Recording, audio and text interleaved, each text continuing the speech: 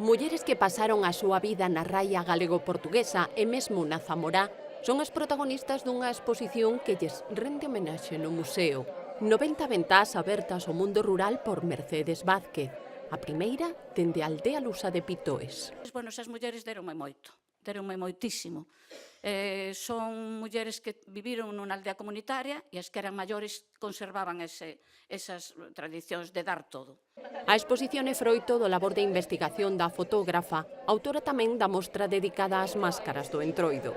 Unha perspectiva chea de compromiso, pero tamén unha perspectiva apaixoada, especialmente sensible coas mulleres e co mundo rural.